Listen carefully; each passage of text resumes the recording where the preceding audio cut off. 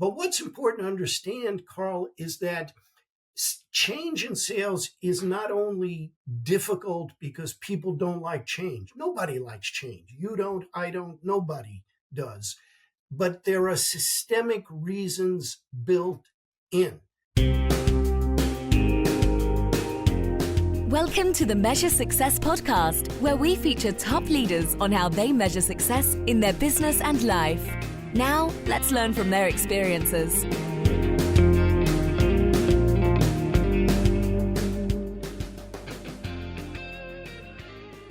Carl J. Cox here. Welcome to the Measure Success podcast, where I talk with top leaders about effective strategies that inspire success. Today, I'm very excited to have with us Frank Cespedes. He is the author of Sales Management That Works. Today, we'll be talking about that with him. But on top of that, I want to give a little bit more of a bio of Frank. He's a senior lecturer at Harvard Business School, where he teaches entrepreneurial management. He also has a very rich background, not only in academia, but also industry as well. He combines deep theoretical knowledge with practical insights for sales and business strategy. He's actually authored multiple books, not just the one we have here as well. And I'm really excited for him to talk about the reality of how to get things to work from theory to practical nature here today. Frank, welcome to the Measure Success podcast. Carl, thank you very, very much for inviting me. And it truly is my pleasure to be speaking with you. Absolutely. Well, we're just going to kick right in, Frank. And that's one of the things I loved it when we talked at our pre-parties. Like, you're like, let's just talk about business. And I'm like, let's do it. And so we're going to focus on that today. We want this to be really insightful, once again, for our listeners. We're going to just hop right into, once again, some of the key themes in your book that you have. And in particular, you talk about trying to align strategy and sales, right? Even in the book's core concepts. All right. So this is a very interesting theoretical issue, Frank. But how do we actually have some practical steps to ensure you can actually align sales efforts with your actual business strategy? Yeah, it's not just a theoretical issue. It's a very, very practical and fundamental issue, both for entrepreneurs and certainly for their investors. Now, what I'm about to say will sound so obvious, Carl, once I say it. But all I can say is in the course of my career, I have found that many smart, well-educated people don't get this. There is no such thing as effective selling if it's not linked to your strategy for how you increase the value of the enterprise. It may be good for the salesperson, it may be good for their compensation, but if it doesn't increase the value of the enterprise, which is presumably what a strategy is about, it's just top-line motion. It's not really important sales. And there are very, very important things in aligning that. That's a core issue for leadership. The most important thing about selling is buying, right? Who buys, why, and how. And that is where technology is making its biggest changes in the business world, on the options and information available to buyers, their so-called buying journeys. It is a myth that means, most things go online and the salesperson is obsolete. The data simply does not support that very, very common but erroneous assertion. But that doesn't mean online is not a very, very big deal. It changes the nature of interactions with sales. It changes the information sources that buyers have about product, price, alternatives, etc. So linking strategy and sales is fundamental, whether you're running a business or whether you're thinking about investing in the business. So Frank, since you read the book, which is a recent book, there's this little thing called ChatGPT, right, that has come out and made things publicly, and generative AI has exploded, right, since this writing. What have you seen that's changed just in the past couple years that senior leaders have to be considerate about, once again, when trying to deploy sales and technology? Yeah, and in particular, I take it so-called artificial intelligence, AI technology. I'm on the board of a company that sells AI tools to salespeople. And I can tell you the most important thing that's changed from our perspective is we were sort of plodding along, and then suddenly when ChatGPT came along, believe me, our pipeline exploded. So in that sense, it's good news. I'd make a couple of comments about this topic. Some of our listeners may be familiar with what the Gartner Group for years has called the hype curve in technology. Right now, AI is at the very peak of its hype curve. I guarantee it will not stay there. And when you're at the peak of the I curve, language gets sloppy.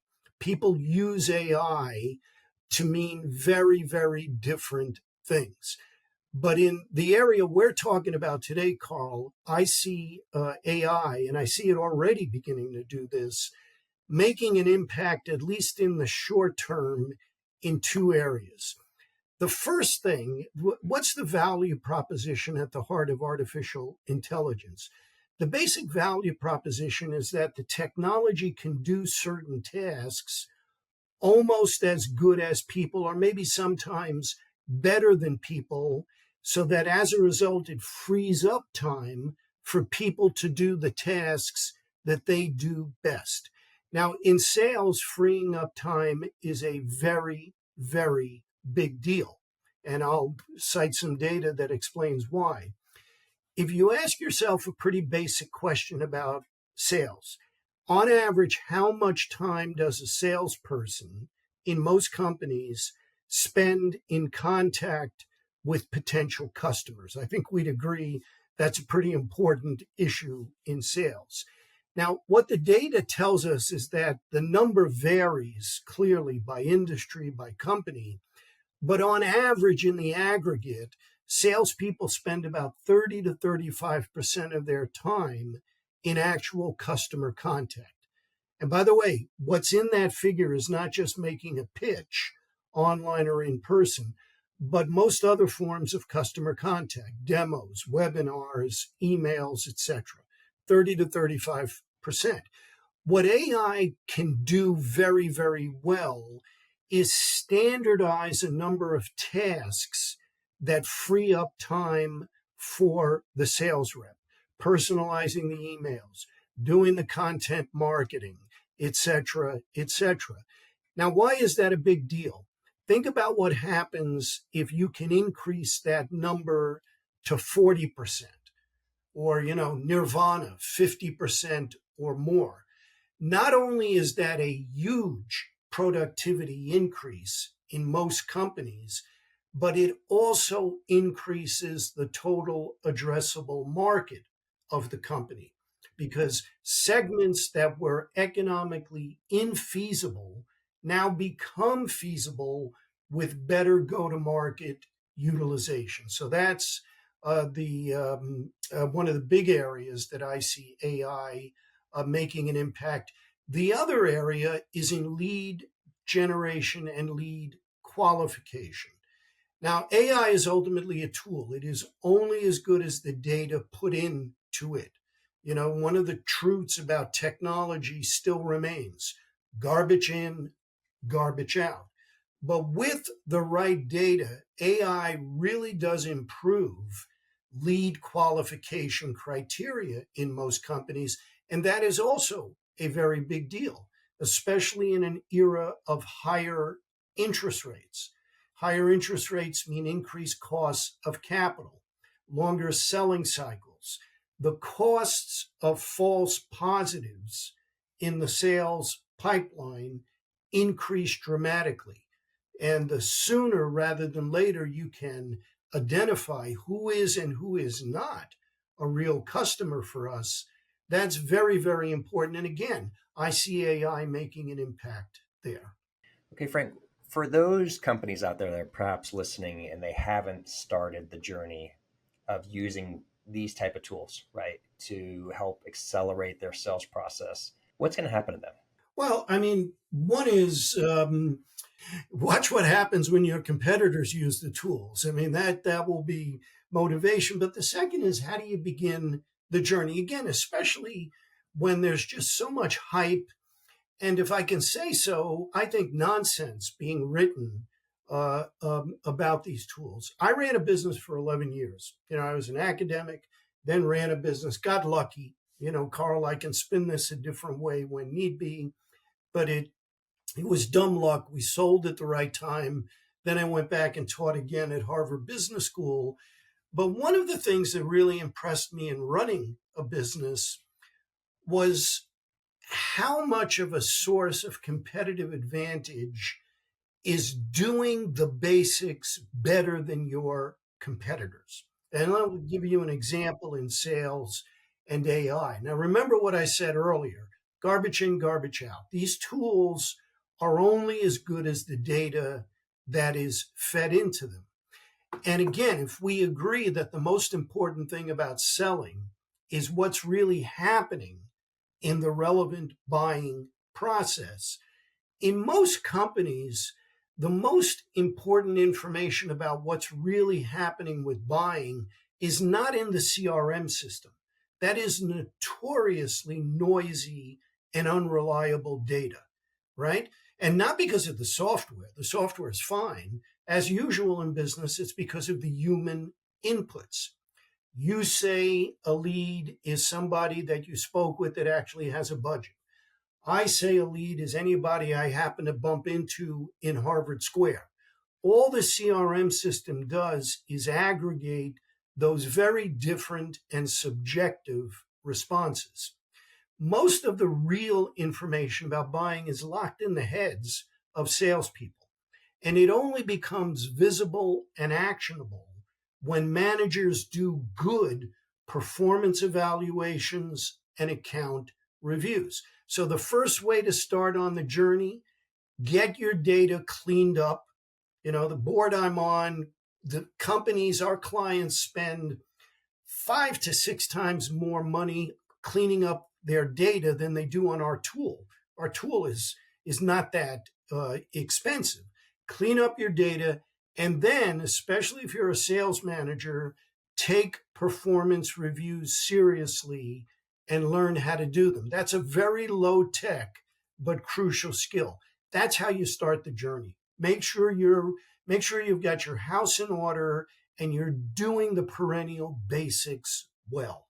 Okay, Frank, we're just going to hop over what you just said there about sales performance because, how do I say, of all the positions out there, there's nothing more clear is when a salesperson is not performing based on numbers, right? Based on actual results. However, for some reason, we're scared to make changes or to properly adjust our salespeople because a lot of times people are like, well, we can't be successful with them and we just have to let them be what they be, so to speak, right? What do you recommend? What are some best practices when it comes to sales performance management that people listening here can apply in their business? Well, I think you're raising a couple of issues, Carl. I think it's important to disentangle them because then, as a manager, you know where you do and don't want to move. First of all, I agree with you. Sales is a performance art. It is about behavior. It is about outcomes. All right. That said, the fact that we've got data about the outcome doesn't really help us diagnose what the cause of that outcome is. Now, sometimes it's the fact that somebody doesn't know how to close a sale, which is pretty important, right, in selling. But sometimes that data is not a function of the behavior of the salesperson or the sales force. It's about product. It's about price.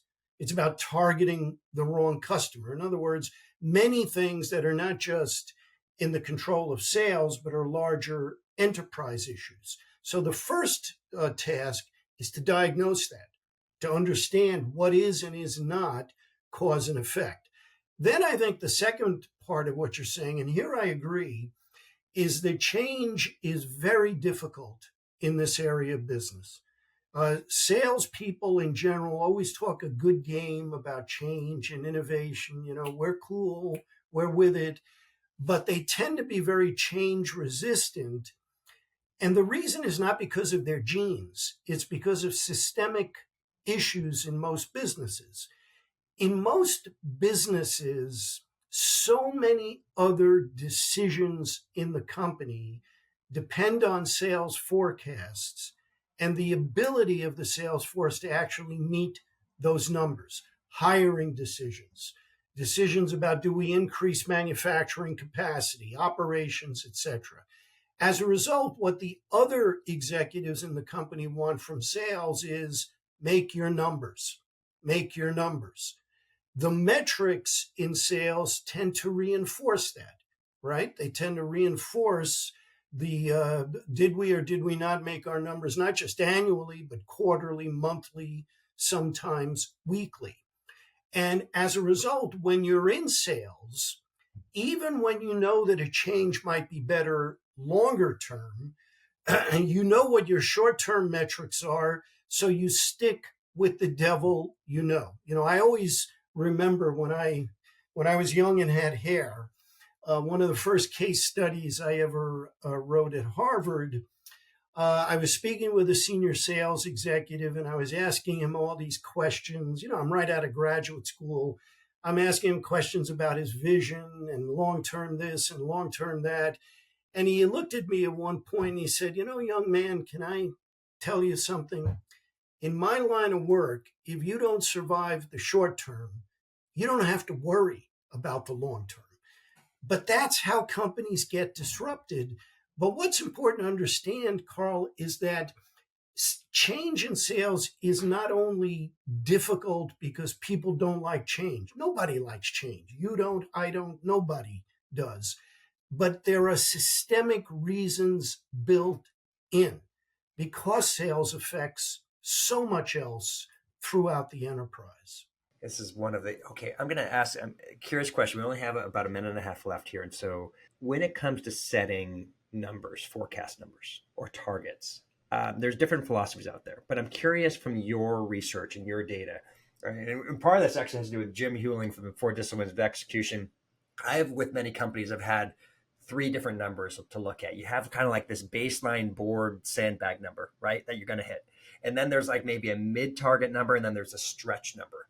But Jim challenged me, said, no, you need to have one number, because when you have different numbers, people are failing along the way. I'm just kind of curious from your experience and data that you've seen, what do you think is that optimum number, whether it's 1, 2, or 3, or 4, or 10 different targets that a salesperson and a team should be going after? Yeah. Well, I mean, again, the issue is not, do we have a number? There's an infinite series of numbers. All right. The issue is, what are we using the numbers for?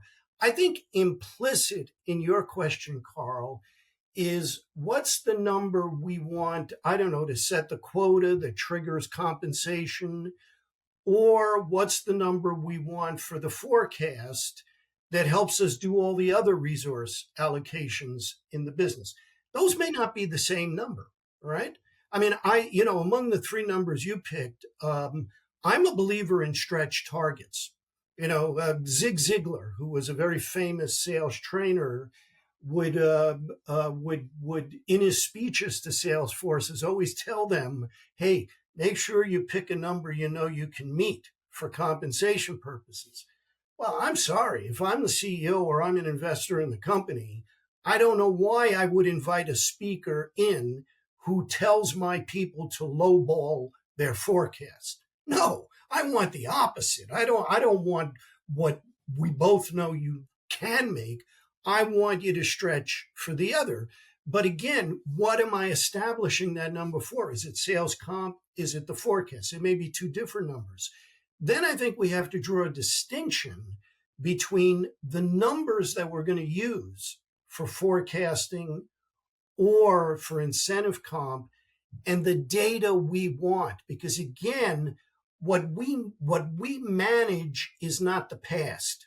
You don't manage the past in business, and the outcome is already the past. We manage the future. Everything about strategy and business is about the future, tomorrow, not yesterday. So what are the data, those numbers we look at, that help us understand cause and effect? When price is a real issue as opposed to the typical excuse sales uses about price. When a new product feature is something we need given changes in the market, etc. Those are also numbers, but they're not necessarily the number. But if I'm forced to choose between 1, 2, and 3, and 3 is the stretch target, I want my people stretching. That's called productivity. Love it. No, thank you so much. I appreciate you breaking down the different ways of looking at it. I think that's really valuable. Frank, how can people connect and learn more about what you're doing? It's not particularly exotic in my case. I do have a LinkedIn page. I also have a website, but I confess, Carl, I have not been to my website in probably 2 years. I don't know what's there. I don't keep it up to date. But you mentioned the book, and I thank you very much for doing that. You can go to Amazon and see that book, Sales Management That Works, as well as some other books that I've written about those topics. So, the usual suspects, I think, are the best ways to do it. Perfect. Frank, I just want to thank you so much today for being on the Measure Success podcast. Carl, my thanks to you very much. And to everyone else who's listening, I hope you appreciated the show. Please subscribe on YouTube or any other podcast platform that you happen to be on. And as we always like to say, wishing you the very best and measuring your success. Have a great day. Thanks for listening to the Measure Success podcast. We'll see you again next time to learn from the best. Remember to subscribe now to get future episodes.